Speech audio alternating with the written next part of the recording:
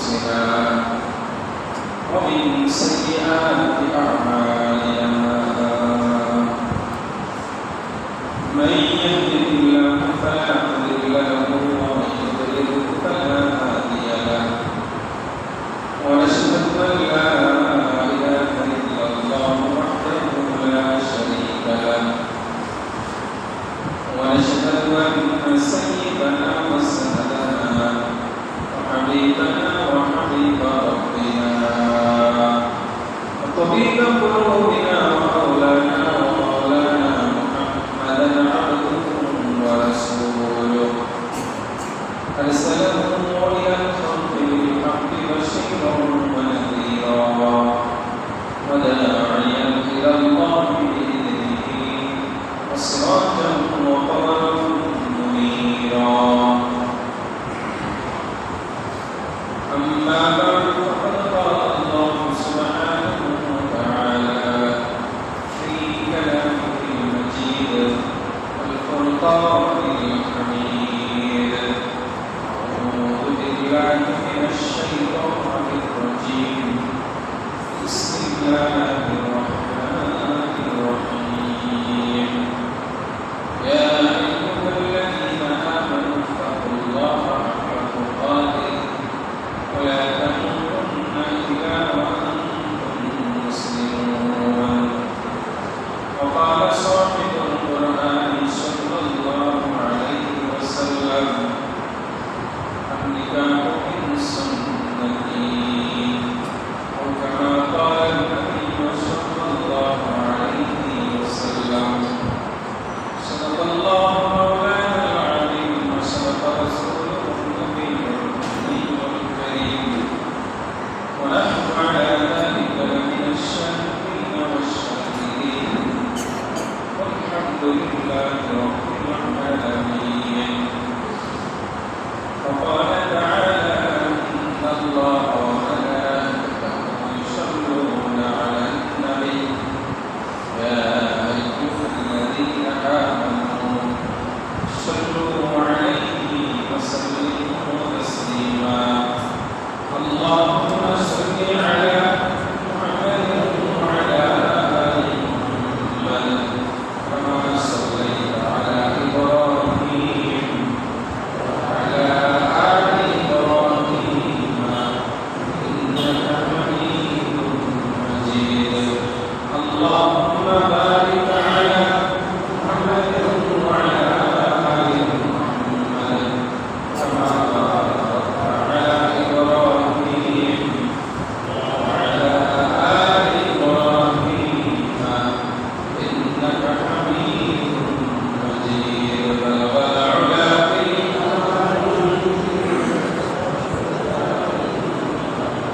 حسنة جميع خصاله صلوا عليه وآله मेरे मस्तन हमारी काबा बनी मेरे मदफन दियारे मदीना बलगल उला बिकमालिही कशफत हुदा बिजमालिही हसनत जमीउ खिसालिही صلوا عليه وآله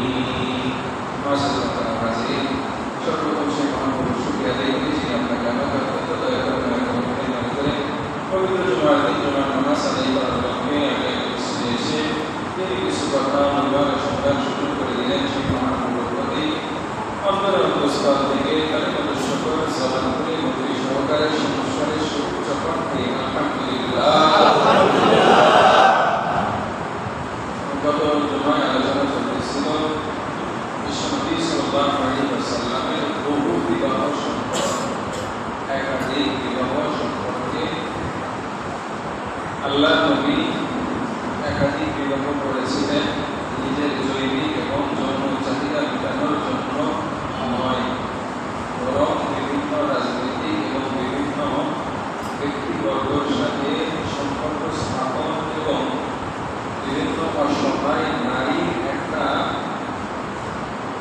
সহায় হওয়ার জন্য, তাকে সামাজিকভাবে স্বীকৃতি দেওয়ার জন্য, এই সমস্ত বিভিন্ন কারণে আল্লাহ নবী একাধিক বিবাহ করেছিলেন।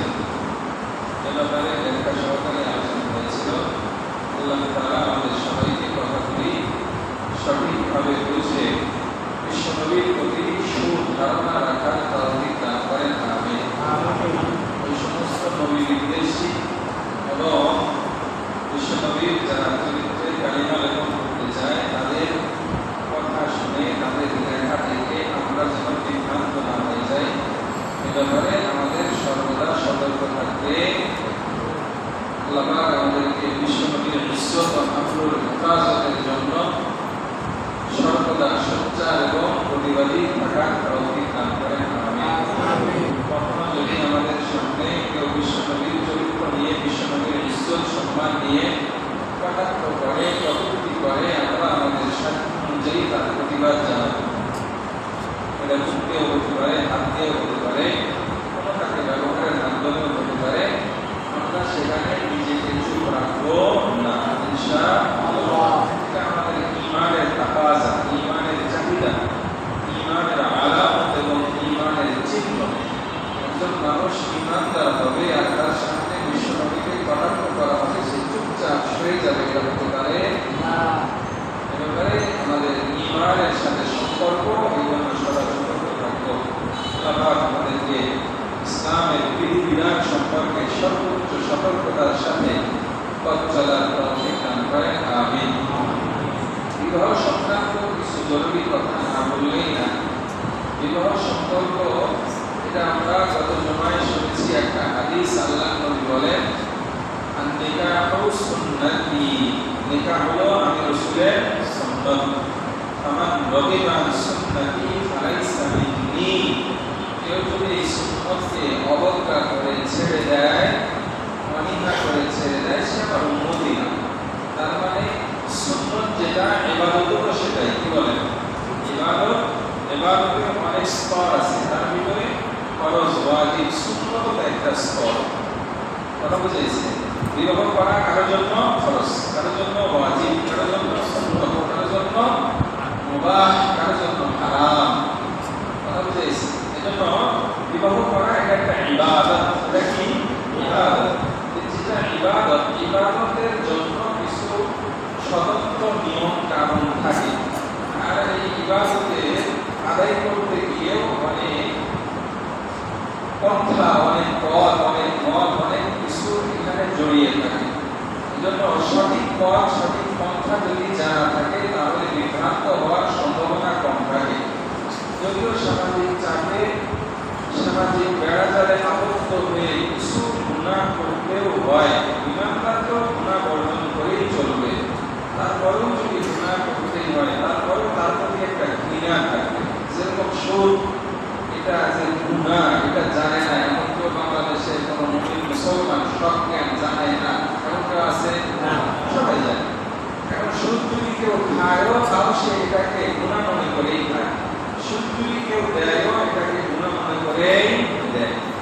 ঘুষ আর রাশি বল প্রত্যাশী, লাআনাল্লাহ, আল্লাহ লানত করেছেন ঘুষ দাতাকে, ঘুষ গ্রহীতাকে।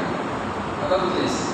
ঘুষ দেওয়া বৈধ না অবৈধ, অবৈধ এটাও সবাই জানে। তবে পরিস্থিতির কারণে অনেক সময় ঘুষ দেয়, হালাল মনে করে দেয়, হারাম মনে করে দেয়, হারাম মনে করে দেয়। বিবাহের ক্ষেত্রে অনেক বিষয় এমন আছে যেগুলো হারাম, যেগুলো ইবাদত, আর এমন অনেক বিষয় আছে যেগুলো হারাম, যেগুলো করা কখনোই ঠিক নয়। এগুলো আমরা করে থাকি। আসল কোনটা, নকল কোনটা, বৈধ কোনটা, অবৈধ কোনটা, এটা আমরা যদি না জানি, তাহলে আমাদের মানার সুযোগ থাকে। তাহলে বিবাহ এটা হলো কি বলেন? এটা ইবাদত। এটা কি ইবাদত?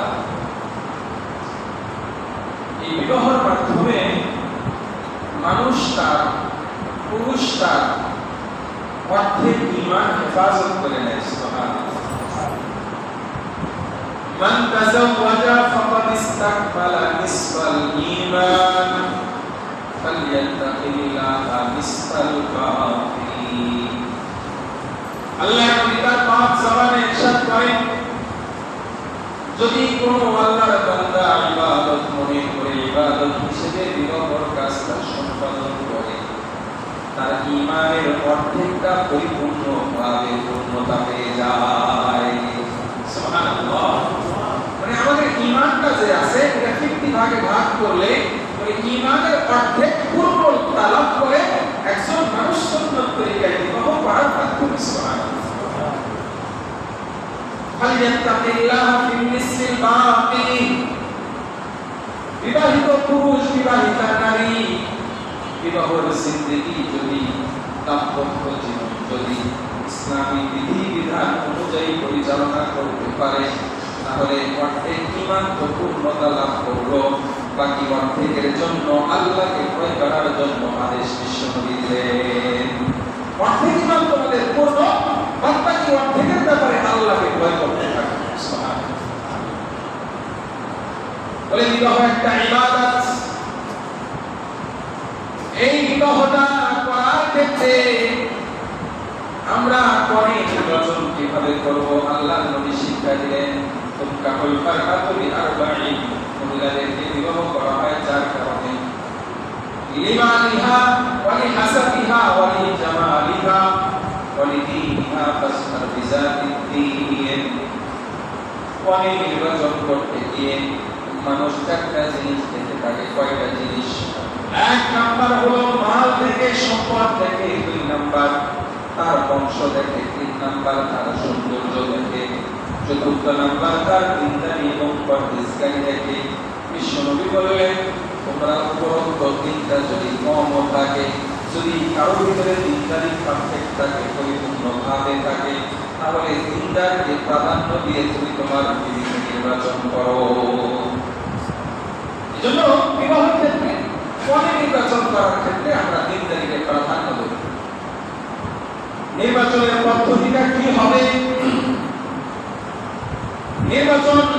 কনে নির্বাচনের পদ্ধতিটা এক এক জায়গায় এক এক সিস্টেম বর্তমান চালু আছে, এক সময় তো আরো করুণ ভাবে চালু ছিল। বলে কনে দেখতে যাবে, যাওয়ার পরে কনেকে ছেলে দেখবে, ছেলের বাবা দেখবে, ছেলের চাচা দেখবে, ছেলের খালু দেখবে, ছেলের বন্ধু বান্ধব দেখবে, ছেলের দুলাভাইরা দেখবে, আরো যারা দেখার আছে সবাই দেখে নিবে। কি বলে, এরকম আছে না অনেক জায়গায়? এবং কয়েক পর্ব দেখবে, আগে এক গ্রুপ দেখেছেন, তারপর আর এক গ্রুপ দেখবে, তারপর আর এক গ্রুপ দেখবে। বলে এটা কি ইসলামী তরিকা? বলে ইসলামী তরিকা কি? বলে ইসলামী তরিকা হলো ছেলে এবং মেয়ের ফ্যামিলি যখন একটা ছেলে বাসায় বড় হয়, তার সম্বন্ধ অন্যান্য প্রাপ্তবয়স্কা নারীদের পক্ষ থেকে আসবে। কোনো বাসায় যদি কন্যা বড় হয়, তাকে অন্যান্য প্রাপ্তবয়স্ক ছেলেদের পক্ষ থেকে এখানে সম্বন্ধ আসবে। তবে এখানে ইসলামী তরিকা হলো দুই ফ্যামিলি তাদেরকে দেখবে, মেয়েকে দেখবেন, ফ্যামিলির সব খোঁজ খবর দিয়ে নেওয়ার পরে যখন এমন একটা সিচুয়েশন তৈরি হবে যে মেয়ে যদি পছন্দ হয় তাহলে বিবাহ হবে, আর যদি মেয়ে পছন্দ না হয় তাহলে বিবাহ হবে না। এই পরিস্থিতি যখন কায়েম হবে দুই প্রস্তাবের প্রেক্ষিতে, এইটাই ছেলে মেয়েকে দেখতে পারবে। এই বৈধতা ইসলামে আছে। মেয়ে ছেলেকে দেখতে পারবে, এই বৈধতা ইসলামে আছে। দুজনেরই সুযোগ আছে। এছাড়া ছেলেকে মেয়ের মা, মেয়ের বোন, মেয়ের খালা, মোট কথা মাস্তুরাত যারা আছে এদের দেখার বৈধতা। মেয়েকে ছেলের পক্ষ পুরুষ যারা আছে তাদের দেখার বৈধতা। ছেলের পক্ষ থেকে মেয়েরা অনেক দেখতে পারে, সমস্যা নাই। শতজন দেখলেও সমস্যা নাই। তবে বউ নির্বাচন হবে কার জন্য? স্বামীর জন্য। এই জন্য স্বামীর পছন্দটাই চূড়ান্ত পছন্দ, অন্যান্য পুরুষের পছন্দ এখানে চূড়ান্ত। কথা বুঝেছি? এই জন্য তাহলে এখানে আমাদের ইসলামী পন্থাটা ফলো করাটা জরুরি। বলে মেয়ে দেখার পর্ব শেষ, ছেলে দেখার পর্ব শেষ। মেয়েকে যখন বিবাহের জন্য প্রস্তুত করা হবে, ছেলেকে যখন বিবাহের জন্য প্রস্তুত করা হবে, বলে আমাদের দেশে বিভিন্ন প্রকার রীতি রেওয়াজ চালু হয়ে গেছে। বলে গায়ে হলুদ দিতে হবে, কি দিতে হবে? গায়ে হলুদ দিতে হবে। বলে গায়ে হলুদের বিধান ইসলামের ভিতরে নাই, এজন্য এটাকে বর্জন করে চলতে। বলে বিবাহ অনুষ্ঠানটা শুরু হবে কেমনে? বলে অনেক বড় করে অনুষ্ঠান করতে হবে, অনেক আড়ম্বরপূর্ণ অনুষ্ঠানের মাধ্যমে বিবাহটা করতে হবে। বলে বিবাহের জন্য আল্লাহ নবীর তরিকা হলো বিবাহটা করতে হবে ওলিমার মাধ্যমে। কিসের মাধ্যমে? ওলিমা। কিসের মাধ্যমে? ওলিমা। ওলিমা কি? ওলিমা বলা হয় বর কর্তৃক অথবা বরের ফ্যামিলি কর্তৃক যে ভোজন সভার আয়োজন হয়, খাবারের আয়োজন হয়, এটাকে বলা হয় ওলিমা। এটাকে কৌশলের ভাষায় কি বলে? ওলিমা। এছাড়া দ্বিতীয় কোনো খাবারের আয়োজনের কথা আমরা ইসলামে খুঁজে পাই। কিন্তু এই ওলিমাটা তো আমরা করি বিবাহ অনুষ্ঠান সব শেষ হয়ে যাওয়ার পরে। কি বলে? বিবাহটা কোথায় হয়? মেয়ের বাড়িতে হয়। আগে অনুষ্ঠানটা সেখানেই বড় করে হয়, তারপরে ছেলের বাড়ি অনুষ্ঠান হয়। এটা কি ইসলাম তরিকায় হলো না বাহিরে হলো? এই জন্য আমাদেরকে খেয়াল করতে হবে, সামর্থ্য থাকলে ওলিমার মাধ্যমে বিবাহ অনুষ্ঠানটা সম্পাদন করতে হবে। বলে অনেক কঠিন। বর্তমান সমাজ ব্যবস্থা পুরা উল্টা ভাবে প্রতিষ্ঠিত হয়েছে। বলে এই জন্য যারা দিনদার আছে তারা এই দিনের পথে এই সিস্টেমটা চালু করার চেষ্টা করবে। ঠিক আছে ইনশাআল্লাহ? আল্লাহ পাক তৌফিক দান করেন। বলে বিবাহটা অনুষ্ঠিত হবে কোথায়? বিবাহ অনুষ্ঠানের সর্বোত্তম জায়গা হলো আল্লাহর ঘর মসজিদ। কোথায়? মসজিদে বিবাহের কাজটা আঞ্জাম দেওয়া হবে। দেখেন আল্লাহর নবীর সুন্নতটা কত সুন্দর। এখনো পর্যন্ত মসজিদটা অনেক গুনাহ থেকে সংরক্ষিত। অনেক গুনাহ থেকে কি সংরক্ষিত? বিবাহের ওখানে যেখানে বিবাহের আত্মদা করা হয় সেখানে অনেক গুনাহের আয়োজন হয় না? কি কি আয়োজন হয় এই জিনিসটি আমার বলার দরকার নেই, আমার চাইতে আপনারাই ভালো জানেন। কথাটা বুঝাইছি? বলে ওই গুনার আয়োজন কি আদৌ মসজিদে সম্ভব? মসজিদে সম্ভব। এই জন্য পার্থপক্ষে বিবাহের আয়োজনটা কোথায় হবে? আত্মদা মানে ইজাব কবুলটা এটা কোথায় হবে? মসজিদে হবে। যদি সামর্থ্য থাকে মসজিদে আমরা বিবাহের কাজটা সমাধান করব। বলে এখানে আরেকটা সুন্নত আছে, সেটা হলো বিবাহের আকবর পরে বলে আমরা বেশিরভাগই দামি দামি মিষ্টি খাওয়াই। খাওয়ার মিষ্টি সমস্যা নেই, তবে সুন্নত হলো খেজুরের মাধ্যমে মানুষদেরকে মিষ্টি মুখ করা। এজন্য স্বার্থে কুলালে আমরা কি রাখবো? খেজুরের ব্যবস্থা। ঠিক আছে ইনশাআল্লাহ? খেজুরের মাধ্যমে আমাদের বিবাহটা মসজিদে সুন্দরভাবে আয়োজন। বলে এখানে ইজাব ও কবুল যেটা হবে এটা কি তরিকায় হবে? এটা একটা ইসলামী তরিকা, আর একটা হলো আমাদের বাঙালিদের বানানো তরিকা। বানানো তরিকা কি? বলে মেয়ের কাছে ছেলে পক্ষের 2 জন 3 জন 5 জন, মেয়ে পক্ষের 4-5 জন এবং একজন উকিল বাবা থাকবে। তাদের সামনে মেয়েকে কবুল পড়ায় নিয়ে আসে, আবার ছেলেকে কবুল পড়ানো হবে। এটাই হলো আমাদের তরিকা। কি বলেন? এটা আমাদের তরিকা না? বলে ইসলামের তরিকাও কি তাই না? ইসলামের তরিকা হলো মেয়ের গার্জিয়ান, মেয়ের বাবা যদি বেঁচে থাকে বাবা অথবা ভাই অথবা তার মাহরাম কোন পুরুষ সদস্য, তার থেকে স্বীকারোক্তি এবং তার থেকে সম্মতি নিয়ে আসবে। কি নিয়ে আসবে? সম্মতি। সম্মতি নেওয়ার জন্য 3বার 4বার 5বার যেরকম আমরা কবুল পড়াই এটার দরকার নাই, শুধু তাকে জিজ্ঞাসা করবো, বাবা অমুক জায়গা থেকে এরকম একটা সম্বন্ধ এসেছে, এই পরিমাণ মহর ধার্য করে এত টাকা নগদ দিয়ে এত টাকা বাকি দিয়ে তুমি কি এটাতে রাজি? তার থেকে এতটুকু অনুমতি নিয়ে আসলেই হয়ে যাবে। এবং সে এসে প্রতিনিধি হিসাবে মসজিদে হোক অথবা মসজিদের বাহিরে হোক, আমি কিন্তু এটা বলি নাই যে মসজিদের বাহিরে করা যাবে না, মসজিদের বাহিরেও হতে পারে, বিবাহ অনুষ্ঠান স্থলেও হতে পারে, তবে কাইফিয়তটা অবশ্যই ইসলামী তরিকায় হতে হবে। যদিও আমাদের কাছে অনেকের কাছে ওয়ালি মনে হবে, এটা কেমন যেন আমাদের কাছে অবিশ্বাস্য মনে হবে, কিন্তু এটাই বাস্তবসম্মত। কথা বুঝে এসেছে? সেটা হলো মেয়ের কাছে সবাই যাওয়ার দরকার নেই। কথা বুঝে এসেছে? এখানে থেকে তাহলে উকিল বাপের কি হবে? উকিল বাপের কি হবে? বলে উকিল বাপের সিস্টেম তো শরীয়তের না, এটা আমাদের বানানো। উকিল বাপের সিস্টেম কি বলেন?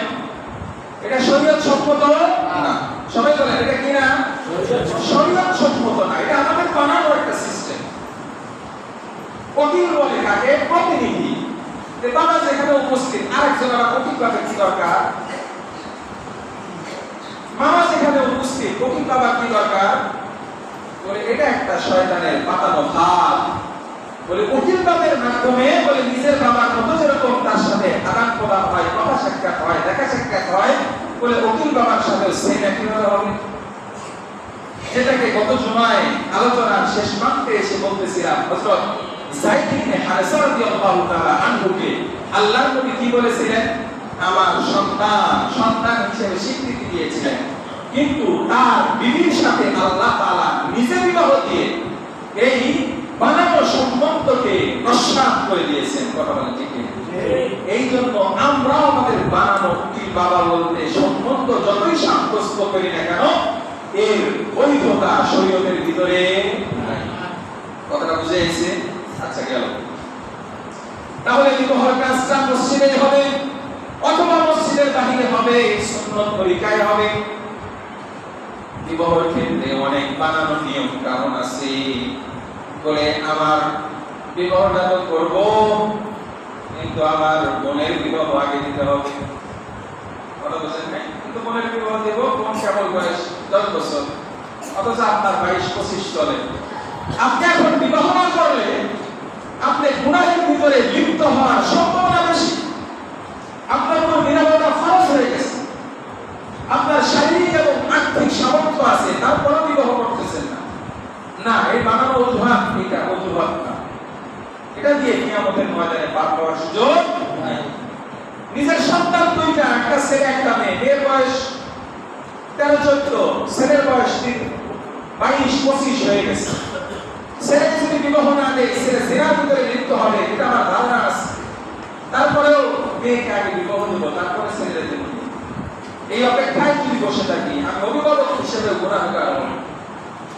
এই জন্য বিবাহের ক্ষেত্রে খুব সাবধান। আল্লাহ তাআলা আমাদেরকে সহি বুঝ দান করেন। আমিন। ছেলে প্রাপ্তবয়স্ক হয়ে গেলে, মেয়ে প্রাপ্তবয়স্ক হয়ে গেলে দ্রুত বিবাহ দিয়ে দেওয়ার তৌফিক দান করেন। আমিন। তাহলে বিবাহ করার ক্ষেত্রে সুন্নত তরিকায় আমরা পাত্রী দেখব, সুন্নত তরিকায় বিবাহের আয়োজনটা করার চেষ্টা করব। আল্লাহ নবী বলেন, আফজালুন নিকাহ আইসারুহু মাউনাতান, যে সর্বোত্তম বিবাহ হলো সেটা যার ভিতরে খরচ কম হয়। যার ভিতরে কি হয়? খরচ কম হয়। এই কম খরচে বিবাহটা এর অন্যতম কারণ হলো যে বিবাহে খরচটা বেশি হয় সেই বিবাহে ব্যয়সূলিও বেশি হয়, সুন্নত পরিপন্থী কাজগুলো বেশি হয়। আপনি খেয়াল করে দেখবেন, এক সময় বিবাহের সময় বলে দিনের পর দিন গ্রাম এলাকাতেও মাইক বাজত। কি বাজত? এগুলো সুন্নত পরিপন্থী। এগুলো থেকে আমাদের ফিরে আসতে হবে। এখনো বিবাহের ক্ষেত্রে ডেক্সেট বাজানো হয়, অনেক সময় নর্তকী নিয়ে এসে নাচানোও হয়। এগুলো সব ইসলাম বহির্ভূত।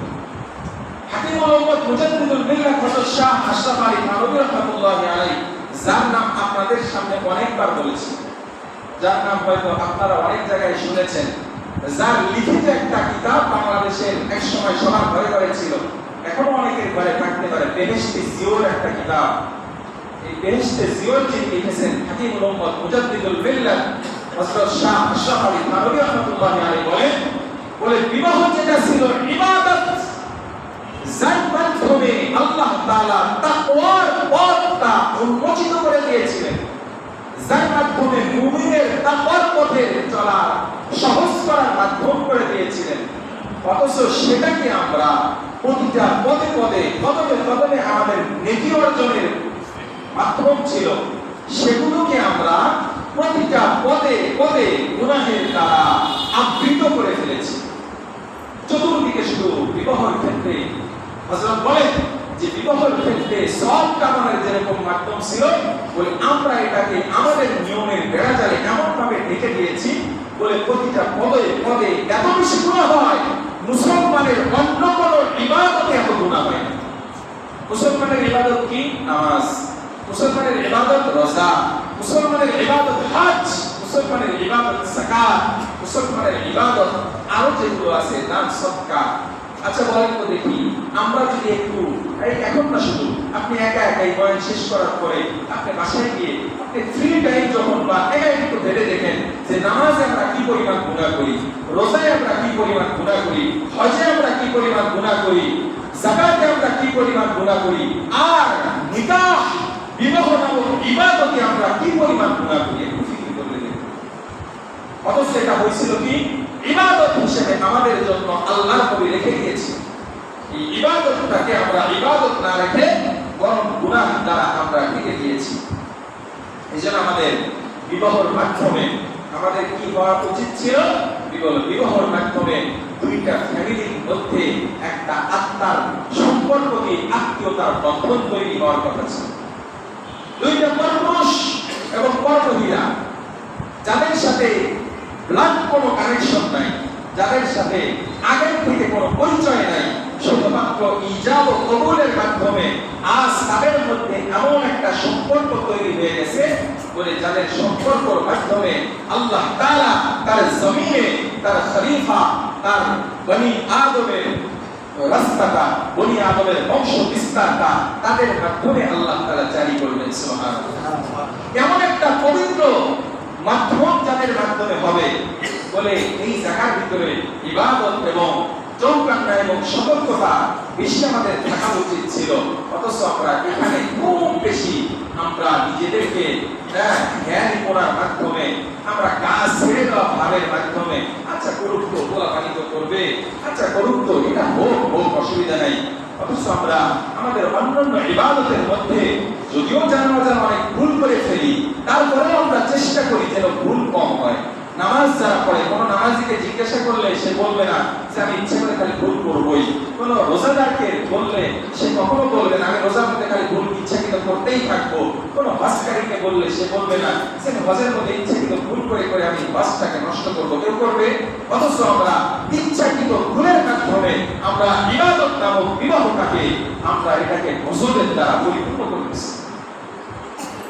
এই বিবাহের ক্ষেত্রে আর একটা জিনিস, সেটা হলো মোহর। সেটা হলো কি? মোহর। এই মোহরটা আমরা এটাকে ব্যবসায়িক রূপ দিয়েছি। সেটা কেমন?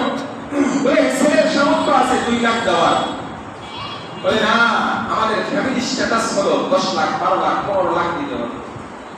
কথা বুঝে গেছে? হ্যাঁ 15 লাখ দিতে হবে। আল্লাহু আকবার। না, এটা আপনার ফ্যামিলি স্ট্যাটাস না, এটা ফ্যামিলি স্ট্যাটাসের জন্য এটাকে শরীয়ত নির্ধারণ করে নাই। এটা শরীয়ত নির্ধারণ করেছে নারীর হক হিসেবে। নারীর কি হিসেবে? হক হিসেবে। নারী তার প্রাপ্য তার স্বামী থেকে। এটা যদি আপনি না দেন তাহলে আপনি যেরকম ভাবে একটা দোকান থেকে পণ্য খরিদ করলেন নগদ টাকার বিনিময়ে অথবা বাকি, কি বলেন? কেনা তো দুই ভাবেই হয়, হয়তো নগদ কিনবেন অথবা বাকি কিনবেন। বাকি কিনেছেন, এখন ওই পণ্য আপনি ব্যবহার করে ফেলেছেন, এখন ওই দোকানদার আপনার কাছে টাকা পাবে কি পাবে না? বলেন 100% পাবে। যদি আপনি না দেন তাহলে কি এটা হবে? না, হবে না। এইভাবে বলে মোহরটা আপনি ইচ্ছাই হোক অনিচ্ছাই হোক, ফ্যামিলি চাপে হোক, যেভাবে হোক, যেই পরিমাণ আপনি চুক্তিতে বদ্ধ হয়ে চুক্তিতে আবদ্ধ হয়ে আপনার বিবিকে বিবাহ করেছেন, সেই পরিমাণ অর্থ তাকে পরিশোধ করা শরীয়তের দৃষ্টিতে একদম ওয়াজিব, আপনাকে করতেই হবে। এটা না হলে আপনি ঋণী থাকবেন। এবং এ ব্যাপারে ফতোয়া হলো, আপনি যদি তার থেকে মাফ নেন, সেও যদি মাফ করে দেয়, তাও মাফ হবে না। কেন হবে না? বলে এটা হলো শরীয়তের বানানো নিয়ম হয়ে গেছে যে স্বামী স্ত্রীর কাছে মাফ চাবে, স্ত্রীও স্বামীকে মাফ করে দিবে। এটা বানানো কি হয়ে গেছে? নিয়ম হয়ে গেছে। ভালো বোঝেন নাই? বাসাটা থেকে বলবে, আসলে তো আমার তো সামর্থ্য নাই, মাফ করে দাও। আচ্ছা ঠিক আছে, মাফ না করলে তো হচ্ছেও না, মাফ করে দিলাম। এই মাফ হবে না। বলে মাফ কি তাকে আসলে হবে না? হবে না। যে পরিমাণ চুক্তি টাকা, সেটার পূর্ণ মালিকানা আপনার বিবিকে বানায় দিবেন, যেখানে প্রত্যক্ষ পরোক্ষ কোনোভাবে তার থেকে উসুল করার কোনো আপনার পক্ষ থেকে চাপ থাকবে না। কথা বুঝেন নাই? তাকে একদম পূর্ণ মালিকানা বানিয়ে দেওয়ার পরে আপনার কোনো বিশেষ প্রয়োজনে সে যদি সদস্যত্ব সহযোগী হয়ে আপনাকে সহযোগিতার মাধ্যমে হাত বাড়িয়ে দেয়, তাহলে আপনি সেটা গ্রহণ করতে পারবেন। অন্যথায় যদি আপনার কি যেন বলে প্রেসার ক্রিয়েট করে বিভিন্ন পন্থা অবলম্বন করে তার থেকে যদি আপনি টাকাটা উসুল করে নেন, তাও আদায় হবে না, তাও আদায় হবে না। এই জন্য খুব সাবধান। মোহর নির্ধারণ করার ক্ষেত্রে মেয়ে পক্ষকেও ছাড় দেওয়ার মানসিকতা তৈরি করতে হবে। আমার মেয়ের জামাইকে বলে যদি 10 লাখ মোহর না করি, তাহলে তো মেয়েকে ছেড়েও দিতে পারে, কি বলে? এরকম অনেকে মনে ধারণা রাখে। আরে ভাই, যদি আপনার মেয়ের প্রতি স্বামীর ভালোবাসা উঠে যায়, ওই 5 লাখও বাঁচবে না, 10 লাখও বাঁচবে না। অনেকে ফাঁসির তৈরি পর্যন্ত কবুল করে নেয় মেয়েকে, তাও ছেড়ে দেয়, কি বলে? দেয় না? বলে এখানে আপনার প্রথমেই যদি নিয়তটা খারাপ থাকে, তালাকের চিন্তা প্রথমেই যদি মাথায় আসে, তাহলে এখানে তো বরকত আসার সম্ভাবনা নাই, কি বলে?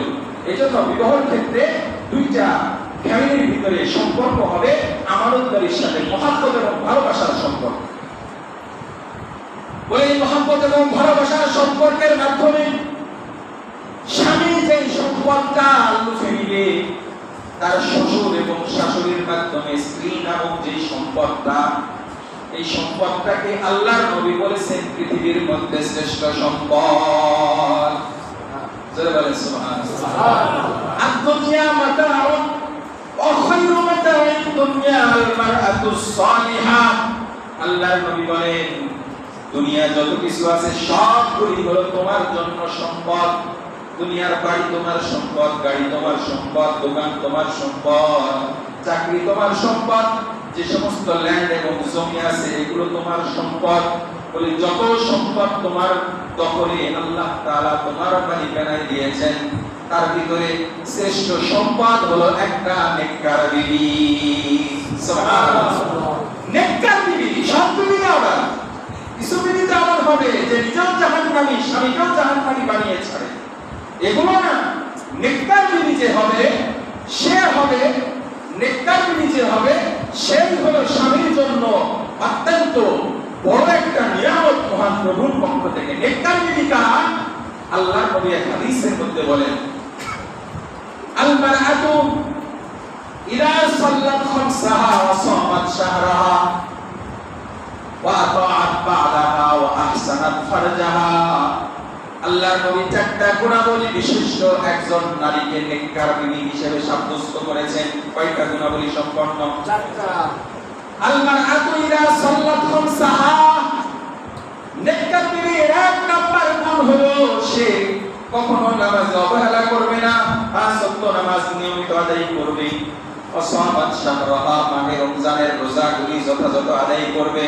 ওয়া আতাআত বা'লাহা, স্বামীকে সে মেনে নিবে, স্বামীর কথা মতো নিজে চলবে, স্বামীর কথা মতো চলবে।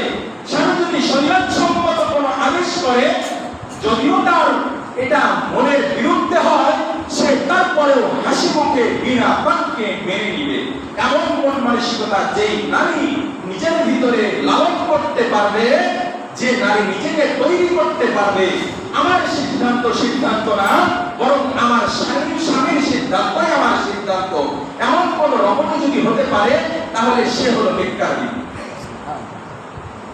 ওয়া আহসানাত ফারজাহা, আরেকটা হলো স্বামীর সবচেয়ে বড় আমানত বিবির কাছে তার সতীত্ব, তার সতীত্ব এর ব্যাখ্যা বলার দরকার নাই। যারা প্রাপ্তবয়স্ক, যারা বিবাহিত, তারা সবাই বোঝেন সতীত্বটা শুধুমাত্র স্বামীর জন্য রাখবে, অন্য কোনো পুরুষের সাথে কথা বলবে না, অন্য কোনো পুরুষের কাছে নিজের সতীত্বকে বিলিয়ে দিবে না।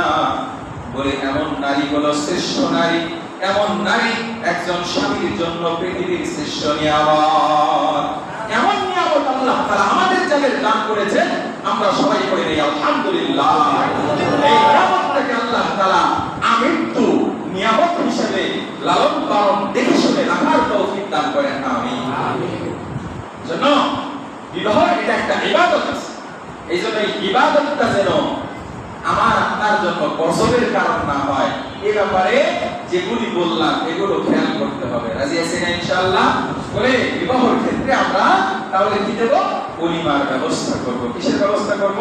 ওলিমার ব্যবস্থা। আল্লাহ নবী একজন জান্নাতের সুসংবাদ প্রাপ্ত সাহাবী, ওনাকে বলতেছিলেন ইবনে আউফ রাদিয়াল্লাহু তাআলা আনহুকে, যে আউলি ওয়ালাদি শাফি, আউলি তুমি ওলিমা করো, ওয়ালাদি শাফি, তোমার সামর্থ্য নাই, একটা ছাগল জবরদস্ত করে মানুষদেরকে খাওয়া ওলিমা করো। ঠিক আছে ইনশাআল্লাহ? আল্লাহ তাআলা আমাদের সবাইকে বিবাহের ক্ষেত্রে শরীয়তের বিধিবিধানকে ফলো করে আমরা আমাদের নিজেদের বিবাহটা করে ফেলবো, যারা করি নাই। আর যারা বিবাহ করেছি, আমাদের সন্তানদের বিবাহের ক্ষেত্রে আমাদের অধীনস্থ যে সমস্ত পুরুষ এবং মহিলা আছে, তাদের বিবাহের ক্ষেত্রে ইসলামী বিধিবিধানগুলি সর্বোচ্চ খেয়াল রাখার চেষ্টা করব। আল্লাহ পাক আমাদেরকে কবুল করেন, আমিন। ওয়া আখিরু দাওয়ানা আলহামদুলিল্লাহি রাব্বিল আলামিন।